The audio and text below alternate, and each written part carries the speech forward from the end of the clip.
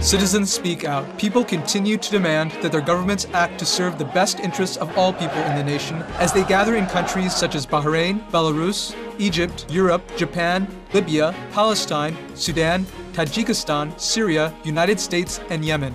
Worldwide, global financial markets registered alarm on Thursday over debt concerns throughout Europe, the US, and Japan. In the Eurozone, the financial crisis already being seen in countries like Greece, Ireland, and Portugal were potentially being joined by Italy and Spain, while US President Barack Obama has been meeting with legislators in efforts to reach an agreement that will avoid debt default, which would cause both national and global economic instability. Tajikistan. Following appeals by UK-based BBC as well as vigils held by fellow journalists, BBC reporter Urunboy Usmonov was freed on bail Thursday after being jailed for over a month. Although he must remain in Tajikistan on charges of an alleged affiliation with a banned extremist group, the BBC states that Mr. Usmonov only met with the group and reported on them as part of his work. The Committee to Protect Journalists has also spoken out against Mr. Usmonov's arrest, saying that it represents an attempt to restrict coverage of sensitive religious issues. Palestine. Arab League Secretary General Nabil al-Arabi announced on Thursday that the organization plans to submit a request to the United Nations for member nations to recognize Palestine as an independent state with full membership. Sudan. On Thursday, the Sudanese government and former armed group Liberation and Justice Movement signed a peace agreement mediated in Doha, Qatar, with support by the African Union, United Nations, and Arab League. However, the accord was not signed by two other primary groups in Darfur, the Sudanese Liberation Army and the Justice and Equality Movement. They have expressed concerns about the continued power of Sudanese President Omar al-Bashir, who is facing arrest from the International Criminal Court for crimes against humanity in Darfur, with the group saying that an agreement with his government does not meet the goals of the Darfuri people. Egypt. State-owned Middle East News Agency, or MENA, reported on Thursday that a judge leading one of the investigations into former regime officials has found that former lower house speaker Sabat al-Sharif gave the orders on February 2, 2011 for government loyalists to ride horses and camels into Cairo's Tahrir Square in an attack that left several protesters dead and many more injured.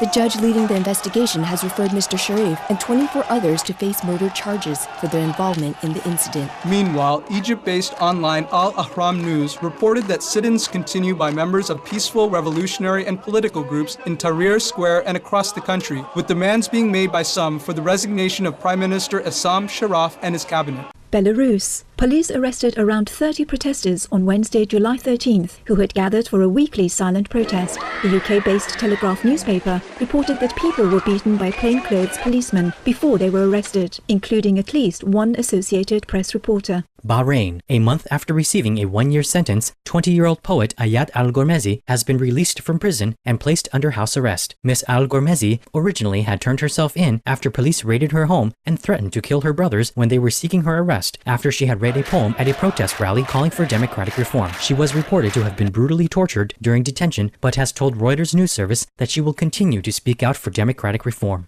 Yemen. At least 7 people were wounded in clashes on Wednesday between Yemeni security forces and armed tribesmen defending some 5,000 pro-democracy demonstrators rallying in Taiz. Meanwhile, tens of thousands gathered in the capital Sana'a to continue demanding that President Ali Abdullah Saleh step down immediately.